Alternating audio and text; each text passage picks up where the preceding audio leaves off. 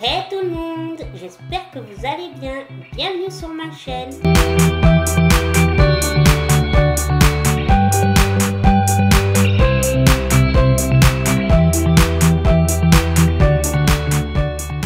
Je suis ravie de vous retrouver comme toujours.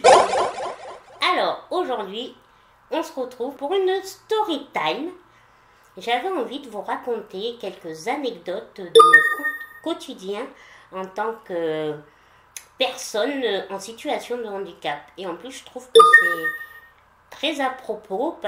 Petite interruption avant de vous laisser continuer la vidéo. Dans la vidéo, tout le long, je vous dis la loi a 10 ans, mais non, la loi a 20 ans. Je m'en excuse, je disais 10 ans en pensant 20. Donc, je voulais absolument rectifier cela. Cette loi relative à l'égalité des droits et des chances, la participation et la citoyenneté de la personne handicapée. Sachez que cette loi a été votée le 11 février 2005, donc sous Chirac, donc ça fait bien 20 ans. Rappel des objectifs de la loi.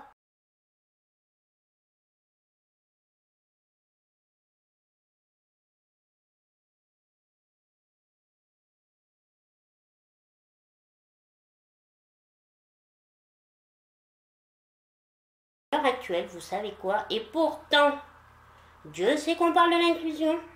Eh ben non, ce n'est toujours pas totalement fait. Nous en sommes qu'à 48%. 48% après 10 ans. C'est pas une connerie ça? C'est pas what the fuck ça? Moi je trouve, hein. Alors on parle toujours d'inclusion de ci, mais je le dis, je le redis, je le dis souvent sur Insta et tout ça. L'inclusion, en tout cas en ce qui concerne les personnes en situation de handicap, on est encore loin et loin. L'inclusion, on rentre pas encore vraiment dans la catégorie. Donc, écoutez, je me suis dit, pourquoi pas vous raconter quelques anecdotes. Peut-être que ça va vous aider à comprendre. Alors, ce qu'on peut vivre en tant que personne en situation de handicap. Des choses auxquelles je suis sûre que la plupart vous allez me dire, ah ouais, j'avais pas pensé à ça. Ah ouais, effectivement. Donc, j'espère que cette vidéo va vous plaire et puis surtout va vous apprendre peut-être des choses et va peut-être aussi vous permettre de voir des choses que vous n'avez pas forcément, que ça vous fait pas tilt. Et c'est pas un reproche, hein. Quand on n'est pas dans la situation, c'est vrai que ça ne nous vient pas forcément. Mais bon, voilà, je trouve qu'au bout de 10 ans, il y a encore des trucs de dingue. Vous allez voir, hein, je vais vous raconter entre des moments absurdes, des moments lunaires. Vous n'êtes pas prêts. Alors, je vous conseille de bien vous installer, de prendre un petit snack et c'est parti. Première chose qui est encore lunaire au bout de 10 ans. On le sait tous les établissements, tous les magasins doivent être accessibles. Quand je parle de magasins, c'est les caisses. Ça doit l'être. Alors, ah oui, quand la loi est sortie, les magasins, les grandes marques, les centres commerciaux ont fait les travaux genre pour mettre la caisse à hauteur. Ah ouais, c'était beau, hein. Déjà, premièrement, ça n'a pas duré, parce que maintenant, la caisse qui est censée être à la hauteur, elle est souvent soit décorée, soit remplie de dossiers, elle est inutilisable, et alors quand vous arrivez et que vous leur dites, comment je fais? Ah, vous n'avez pas un endroit accessible. Ouais, mais vous voyez, elle est remplie, elle n'est pas vide, vous pouvez pas... non, mais c'est pas un truc de dingue ça. Logiquement, c'est pas censé être encombré, c'est censé être là pour que nous, on puisse atteindre, pour payer tout ça. Et alors là, qu'est-ce qui arrive? La caissière, elle vous dit, je sais pas. Alors vous lui dites, c'est pas grave, faites, je vous donne ma carte, malheureusement, parce que pas le choix. Je lui dis, je vous tends ma carte bleue, et puis voilà. Et là, Donc, le bonbon, je lui donne et elle reste droite. Et moi, je suis de l'autre côté, derrière un comptoir où on ne me voit même pas parce que les comptoirs, ça aussi, c'est tellement haut que vous dites, mais c'est un truc de fou parce que les personnes, même pas très grandes, je veux dire, des fois, il y a des comptoirs, mais comment ils font pour nous voir? Je veux dire, ça vient pas à l'esprit que moi, le comptoir, il m'arrive là. Et moi, je fais comme ça, là. Donc, c'est l'horreur. Bon, bref. Et là, elle reste comme ça, droite derrière son comptoir, et elle me dit, dites-moi le code. Alors qu'il y a tous les gens qui sont derrière. Je sais pas, tu te dis pas que je vais pas m'amuser à crier mon code? Voilà ce genre de situation auquel on a encore à faire. C'est la lui. Moi, ça me rend dingue, dingue. Parce que, après, il faut savoir que beaucoup de choses sont faites, oui, pour des personnes en situation de handicap, ça c'est sûr, mais qui ont une autonomie au niveau des bras. Mais pour ceux, et je ne suis pas la seule, il y en a un nombre incalculable de personnes qui sont pas, qui ont des difficultés au niveau de leurs gestes et de leurs mouvements des bras. Ah ben là, on n'y pense pas. Et après, on va vous dire, mais si c'est accessible, parce que pareil, le terme accessible, on l'emploie pour tout. Mais en fait, il y a accessible et il y a adapté. Déjà, c'est deux choses différentes. Parce que là aussi, on va vous dire, oui, c'est accessible parce que la porte, elle est électrique. Allez, je vous dis ça comme ça. Sauf que si vous n'avez pas, si le bouton pour appuyer, pour ouvrir la porte, il est à 2 mètres de hauteur, ben non. Pour nous, ce n'est pas accessible. Une autre anecdote. Quand on est aux caisses handicapées, là aussi, alors ça me fait mourir de rire. Déjà, c'est bien, il y a les caisses handicapées. Alors, je parle pas pour les gens qui ont la carte, parce qu'on n'est pas forcément obligé d'être en fauteuil. Tout handicap ne se voit pas, donc on peut être reconnu handicapé, mais sans forcément que ça se voit. C'est pas ça. Mais souvent, quand vous êtes à cette caisse et qu'il y a des personnes qui n'ont pas la carte, alors quand il n'y a personne, sincèrement, moi ça ne me dérange pas qu'ils passent là, je veux dire, j'ai aucun souci avec ça. Mais par contre, quand ils le font, que toi t'arrives, bon déjà quand il y a une grande queue c'est l'enfer, mais que toi t'arrives et que en fait ils font style, je ne te vois pas, je ne regarde pas, surtout ne regardez pas, surtout ne regarde pas, je pense qu'elle va pas, elle va disparaître d'un claquement de doigts, pouf, mais c'est pas un truc de dingue, donc genre non, je ne tourne pas la tête, pas du tout, je ne l'ai pas vu, c'est encore mieux, mais ça, à l'arrêt, ça me rend dingue. Je préfère que la personne me dise désolé, il y avait personne, je me suis installée, pas de souci. Je lui dirais même, je suis la première à dire oh, vous inquiétez pas, vous pouvez rester, moi je m'en fous. Mais quand on fait style de ne pas me voir, genre vraiment on ferme les écoutiers, pas les écoutiers, on ferme les yeux. Alors, qu'ils aient honte ou pas, c'est pas le problème. Parce que avant qu'on me dise oui, mais peut-être que c'est la honte. Mais c'est encore plus, je trouve ça craint encore plus de faire style. Je te vois pas, je ne tourne pas la tête comme ça. Peut-être qu'avec un peu de chance, tu vas disparaître et je me sentirai pas un peu bête d'avoir fait ça. Voilà. Ça aussi, c'est un truc qui arrive régulièrement. Mais ça me fait halluciner. Donc moi je préfère une personne qui me dise vraiment désolé, voilà, il n'y a pas de souci, vous voulez passer? Non, pas du tout. Mais ne fais pas semblant, ne fais pas. Voilà, ça c'est le pire des pires. Ça c'est un truc, ça c'est comme, pareil, un autre truc, une autre anecdote. En plus je vous en ai parlé la dernière une fois dans un vlog.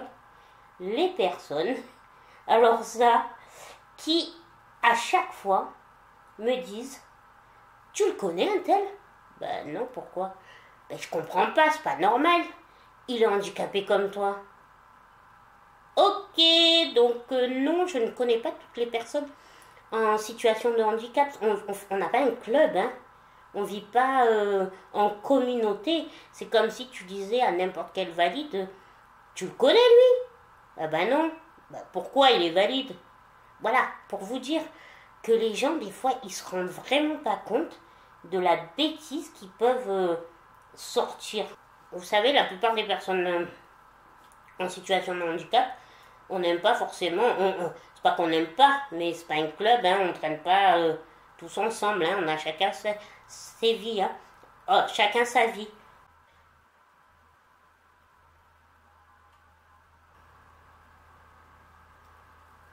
Un autre truc, toujours dans le commerce, une fois, je vous raconte, avec ma soeur, on voulait aller au restaurant chinois, mais vous savez, les Chinois, les restaurants à volonté.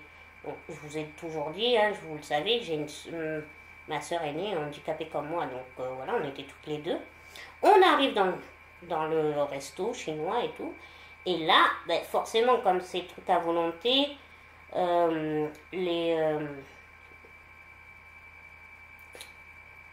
comment dire, vous avez les comptoirs où il y a tous les plats, et donc là aussi c'est très haut. Bon, ça après, on peut pas tout mettre à hauteur de fauteuil ou de personnes en fauteuil, je peux comprendre. Donc on arrive et tout, et la serveuse qui nous installe et tout, et je lui dis, excusez-moi si ça vous dérange pas, vous pourrez juste nous aider à faire notre assiette. Après, on sait que on va pas les importuner 20 fois. Voilà, je lui dis ça. Et là, elle me répond, mais vous êtes venu seul? Oui, pourquoi? Ah, parce que vous comprenez, j'ai pas le temps, j'aurai pas le temps de le faire. Et puis pourquoi vous êtes venu seul? Vous n'êtes pas avec de l'aide? Écoutez, ça nous a énervés. Alors ma soeur est beaucoup plus, elle monte plus facilement dans les tours à juste titre, hein, que les choses soient claires. Donc je ne lui ai rien dit. Elle était déjà installée à la table. Et là je lui dis, viens on s'en va, viens on s'en va. Elle me dit pourquoi? J'ai dit, je te dis, viens on s'en va. Et une fois qu'on est sorti, je lui ai raconté, j'ai cru que si elle pouvait, elle serait re-rentrée, elle l'aurait étranglée. Dans le sens où, pourquoi? Là aussi, oh, on est en 2025. Vous savez, les personnes en situation de handicap ne vivent pas tous, ne sont pas tous en centre, ou ne sont pas tous avec des aidants 24 heures sur 24. On a une autonomie. Voilà. Donc, de ce fait, elle nous a, pour moi, nous on s'est senti vraiment rejetés, parce que ça va, tu peux aider, ça te prend 30 secondes d'aider juste à mettre quelques trucs dans une assiette. On va pas te demander de le faire toutes les 10 minutes. Donc depuis, c'est mort, on n'y va plus.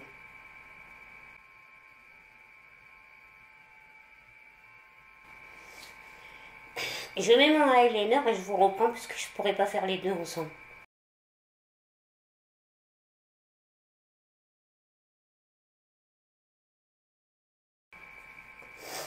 Pareil, pour revenir à l'accessibilité, la différence entre l'accessibilité et l'aménagement. Je vous donne une autre anecdote. Alors celle-là, c'est pas moi qui l'ai vécue à proprement dit, c'est ma soeur. Elle allait, vous savez, à Vika, pas Pôle emploi, je sais, ça ne s'appelle plus Pôle emploi. J'arrive pas à me faire à leur nouveau appellation. Bon bref, on s'en fiche. Donc nous sommes quand même dans une ville, moi je vis dans une ville où c'est petit, mais c'est relativement accessible. Pour ça, là accessible, ouais, les trottoirs, les bus, bon tout ça, vraiment. Mais donc, vous allez voir comme c'est un truc de dingue. Donc, Pôle emploi a été refait il y a quoi, 4, ouais, mais, allez, on va dire 6 ans, je crois. Tout refait, les locaux et tout. Et bien là, s'il vous plaît, eh bien, ce n'est pas accessible pour entrer. Donc, chaque fois qu'elle doit y aller, ou qu'elle a dû y aller, il faut qu'elle attende comme voilà, devant la porte, que quelqu'un passe, parce que même pour sonner à la porte, pour dire qu'on est là et que la porte se déclenche là, et bien le bouton, encore une fois, il est trop haut. Et là, on vous dit, mais oui, c'est accessible, il y a une pente. Mais la pente ne fait pas tout. Et ça, c'est elle qui l'a vécu il y a un petit moment. Mais même moi, je peux vous dire, il n'y a pas si longtemps que ça. 2 fois, je suis allée à des rendez-vous médicaux où quand vous arrivez, c'est beau, la porte. Donc, vous avez une porte. Moi, je ne peux pas atteindre la poignée, déjà. Et la sonnette, encore à 2 mètres. Et là, on vous dit, il y a écrit en gros sur la porte, sonnez et ouvrez. Donc, quand vous êtes dans ma situation, c'est mort. Donc, qu'est-ce que vous faites? Vous tapez avec le fauteuil en espérant que de l'autre côté, on va vous entendre. Mais en attendant, vous faites la pigeonne derrière la porte. Tout ça parce que je ne sais pas pourquoi, on se sent obligé de mettre les sonneries trop haut. Voilà, les endroits, les cabinets médicaux, mais c'est aussi un enfer pour les personnes en situation de handicap. Je vous jure, c'est vraiment pas les mieux placés, hein, parce que voilà, il y a ce genre de problème pour rentrer.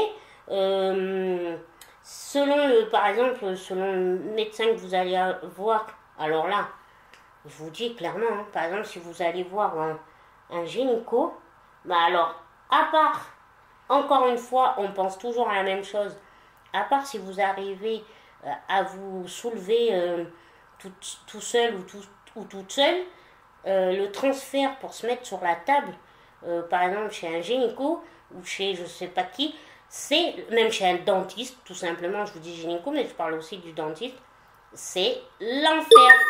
Et parce que ce n'est pas possible, les tables ne descendent pas, vous ne pouvez pas, et alors là en plus, les médecins sont stupéfaits. Ah bon, mais pourquoi vous n'arrivez pas à vous mettre? Mais j'arrive pas à me mettre toute seule. Eh bien alors, pourquoi vous n'êtes pas venu avec quelqu'un?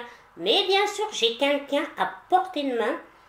Je claque des doigts et les gens se mettent totalement à ma disposition dans la minute. Je veux dire, arrêtez, ça vous coûte quoi de prendre les tables qui descendent et qui montent pour être sûr d'être adapté?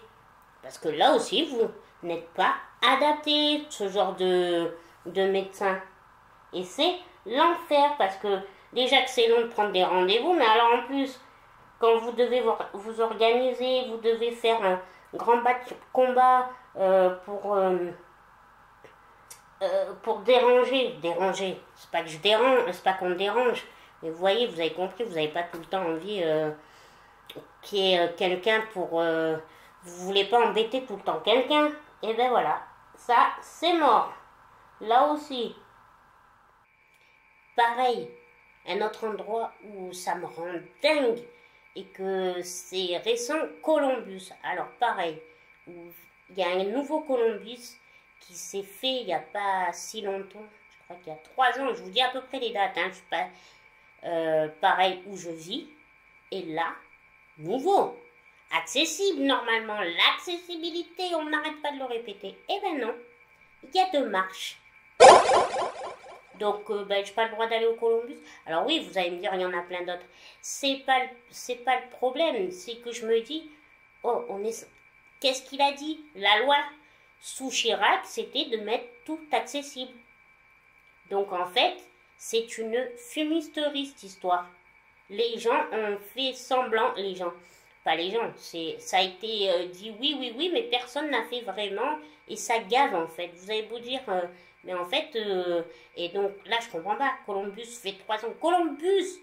Eh ben, démarche. Et là, quand vous leur dites, ils vous disent, ouais, je sais, mais nous avons une planche. Ouais, d'accord. Le temps que tu vas chercher ta planche, que tu l'installes, ouais, c'est bon, hein, mon café, j'en veux plus. Hein, je vais ailleurs. Hein.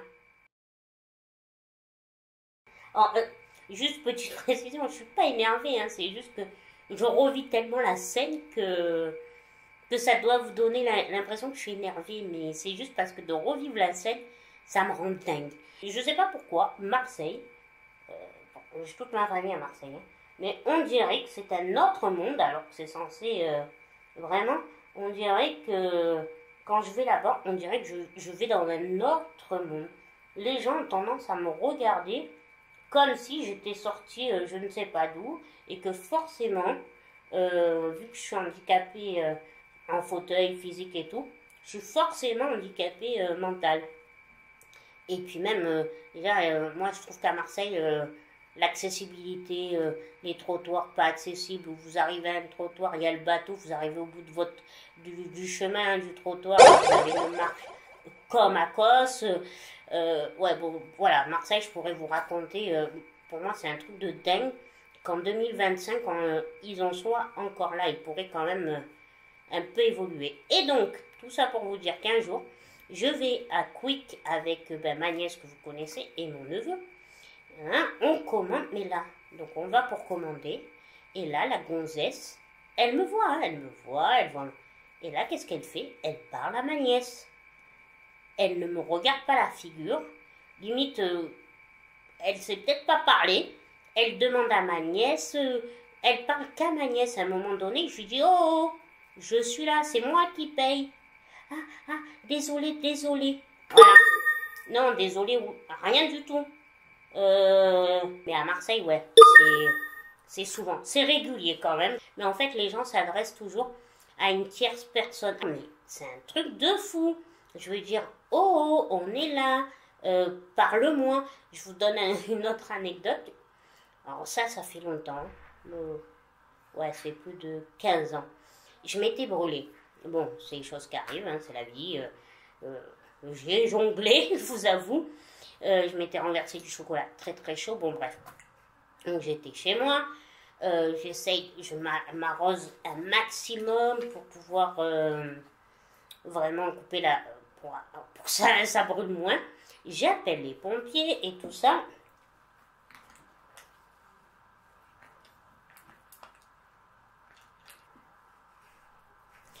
Non, du moins j'appelle d'abord, avant d'appeler les pompiers, j'appelle mon auxiliaire qui vivait pas très loin à cette époque. C'était une auxiliaire qui habitait à côté. Je l'appelle pour qu'elle vienne m'aider à changer parce que bon, ça me brûlait. Et je m'étais dit, bon, je pense que moi dans ma tête, je me suis dit, bon, ça brûle, mais ça va passer. J'ai mis de l'eau. Hein. Je pensais pas devoir me retrouver à l'hôpital. Hein. Pas du tout. Bon, elle arrive et tout, et puis là, elle me dit non, mais il faut appeler les pompiers. Chose qu'on fait, on appelle les pompiers, très gentil, franchement, super et tout. Et là, il y a le médecin.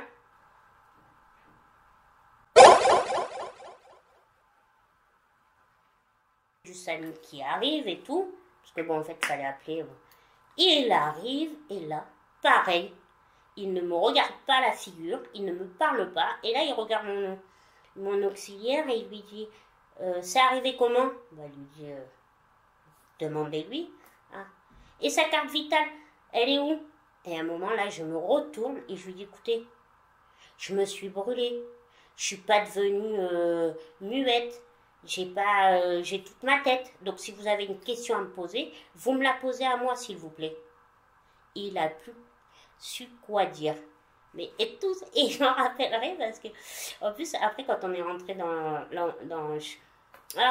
avec les pompiers quand ils m'ont mis dans leur voiture, dans leur camion, et il y en a une, elle m'a dit oh comme vous l'avez envoyé bouler. J'ai dit ouais mais ça vraiment ça donne me faire m'énerver que les gens parlent à une tierce personne plutôt que nous parler à nous pareil. Je vous en donne une autre, je peux vous en pareil, boulanger. Alors là, j'étais là, on était avec ma soeur et on était avec une amie qui, elle, ne supporte pas quand les gens font ça, c'est horrible. Donc, ma soeur voulait s'acheter un four. Donc, on regarde nanani, on trouve une vendeuse, donc elle lui dit oui, ce four, nanani, il me plaît bien et tout. Et là, elle se retourne vers notre amie et elle lui dit elle peut se l'acheter. Pardon? Elle lui dit mais pourquoi vous me demandez ça? Ben je sais pas. Et là ma soeur elle lui dit mais j'ai pas besoin je suis pas sous tutelle, hein, j'ai pas besoin de quoi que ce soit, c'est moi qui décide. Voilà le truc de style auquel on a affaire. Pas une autre que je peux vous donner. Pareil, on était au resto à la crêperie avec une copine. Ah ben alors là, j'ai cru que j'allais. Oh, hein, on est à l'apéro, la fille elle vient, une jeune, hein, serveuse et tout, hein. Elle demande nos commandes et tout. Et là, elle dit, vous voulez boire quelque chose et tout. Et là, je dis, je voudrais un bolet de cidre. Et là, pareil, elle regarde mon amie et elle lui dit, elle peut boire? Je dis, bien sûr que je peux boire, mais je suis majeure et vaccinée. Vous voyez le genre de phrase qui sort, Alors, quand après, on en rigole maintenant. Mais sur le coup, je vous jure, c'est pas rigolo. C'est un peu diminuant et humiliant quelque part. Ah, alors, je comprends qu'il y a des gens qui n'ont pas forcément affaire au monde de handicap et tout, mais bon, c'est bon, là, à un moment donné, faut s'ouvrir, faut arrêter de poser ce genre de questions qui, franchement, dépassent l'entendement quand même. Comme ce qu'on vous dit accessible, qui ne l'est pas. Ça, c'est comme quand on te dit, oui, c'est accessible, il y a l'ascenseur, sauf qu'avant d'atteindre l'ascenseur, tu as 2 marches. Non, c'est pas accessible, c'est accessible, mais c'est pas adapté. Voilà, il faut remettre vraiment les choses voilà, dans leur contexte. C'est comme les guichets pour retirer l'argent. Faut savoir, c'est sûr que je comprends que ça ne vient pas à tout le monde, mais en fait, pour moi, personne avec des difficultés, des petits bras et tout, mais je peux pas retirer. Vous avez beau me le mettre là, je ne peux pas le retirer parce que c'est toujours trop haut, pas accessible. Donc il faut que je trouve quelqu'un pour m'aider à retirer. C'est de l'accessibilité, mais ce n'est pas adapté. Alors oui, on ne peut pas adapter tous les endroits, mais un minimum. Allez, je vous en sors encore une dernière, mais alors celle-là, vous la voyez venir, je l'ai gardée quand même à la fin. Ceux qui se garent sur les passages cloutés. Je ne comprends pas, ou les passages bateaux. Et alors le pire, c'est qu'ils se garent, ils te disent, t'arrives, hein, tu leur dis, non, vous garez pas là. Ah mais j'en ai que pour 5 minutes, j'ai quelque chose à aller acheter, j'ai une photocopie. Non mais mon gars, non, quand je dis mon gars, je parle en général, hein. Je m'en fous moi que t'en aies pour 5 minutes, parce que toi t'en as pour 5 minutes, mais moi je reste 5 minutes dehors à faire un clampin. Parce que monsieur ou madame s'est garé comme ça. Mais je veux dire, à un moment, réalisez ce que vous racontez. Arrêtez de vous garer devant les bateaux là que t'arrives devant. Je crois que je vous l'ai déjà raconté. Pour vous dire à tel point l'audace, une fois on est tombé sur une femme et une audace, mais à l'heure actuelle, je ne m'en remets pas. C'était Noël, centre commercial, blindé. Alors déjà, quand c'est blindé, on le sait qu'à tous les coups, on va avoir des gens qui se garent sur les passages bateaux en se disant j'en ai que pour 5 minutes. Sauf qu'à un moment donné, la prochaine fois en tout cas, tu te demanderas si 5 minutes, qui attend derrière, s'il n'y a pas une autre personne en fauteuil qui va se retrouver à devoir attendre comme un con, excusez-moi le terme, dehors, devant ta bagnole, le temps que la personne, monsieur ou madame, fasse ses courses. Bon, bref. Donc, blindé, machin. Et on est sur le trottoir, toujours avec ma soeur. Oui, je m'entends super bien, donc on fait beaucoup de choses ensemble. On est sur le trottoir et on arrive au bateau, au passage au bateau. Et là, on voit une voiture se garer sur le bateau, hein, devant nous. Elle se gare, on y va. La femme, elle sort de là, et là, on lui dit, non, mais vous pouvez pas vous garer là, nous, on doit passer et tout, puis vous pouvez pas. Et là, elle nous regarde, et sérieux, en face, et elle nous dit, elle regarde sur le côté, elle voit les autres voitures qui sont à moitié sur les trottoirs, là, vous savez, et là, elle nous répond, eh ben, pourquoi les autres, ils le font bien, je vois pas pourquoi moi, je le ferais pas. Et elle a claqué la porte, et elle s'est barrée, mais elle s'est pas démontée, et nous, on est restés comme 2 chouettes à se dire non mais c'est une blague, dites-moi, je vis dans un autre monde parallèle là. Eh ben non. Et en plus à cette époque-là, chose que je ne ferai plus maintenant, on n'a pas eu le réflexe d'appeler les flics. Eh ben qu'est-ce qu'on a fait? On a fait demi-tour, c'est nous les quiches. Mais là, plus jamais je ferai ça, plus jamais. Donc voilà, pareil, si ça vous est déjà arrivé de vous dire oh j'en ai pas pour longtemps, Je me gare vite, j'ai juste une petite course et je reviens. Pensez à ce que je vous dis. Même si pour vous, ça vous paraît 2 minutes, c'est pas long, mais vous êtes dans un endroit où ça empêche une autre personne, une personne en difficulté à passer, à accéder, à faire, peut-être qu'elle aussi, elle est pressée. Voilà, dites-vous que non, ce n'est pas une place de parking. Voilà, ça c'est comme arrêter de vous garer sur les places handicapées parce que vous avez une course à faire pendant 2 minutes. Ok, mais pendant que vous faites votre course, il y a une autre personne en situation de handicap qui vient en voiture. Eh bien, s'il n'y a qu'une place handicapée, elle fait comment? Elle ne peut pas. C'est mort. Donc, elle doit attendre. Non, il y a des règles à un moment donné. Stop. Soyons civilisés. Et puis surtout, on arrête là. On arrête en 2025. Après 10 ans, je répète parce que je trouve ça dingue et important, qu'après 10 ans, une loi qui a été faite sous Chirac, eh bien, prouve qu'on en est encore loin sur l'inclusion et l'accessibilité. Bref, les amis, la vie avec un handicap, c'est une succession de moments what the fuck, je vous jure, entre ce qui est dit accessible, mais qui n'est pas tant que ça, les gens qui pensent que forcément vous êtes un petit peu déficient, les gens qui ne sont pas très civilisés, mais qui préfèrent se cacher, se voiler la face en espérant que tout disparaît. Je vous jure, il y aurait de quoi écrire un best-seller. Bon, après, dans tout ce que je vous ai raconté, c'est vraiment des anecdotes qui me sont arrivées. Et je pense que je ne dois pas être la seule dans ce cas. Alors, comme je vous disais, des fois, ne vous inquiétez pas, je n'étais pas du tout énervée, je voulais vous raconter, mais j'ai revécu quand je vous racontais les anecdotes, donc c'est pour ça que je peux paraître un peu surmontée, mais voilà. Et puis bon, après, ben écoutez, une fois que c'est fait, c'est fait.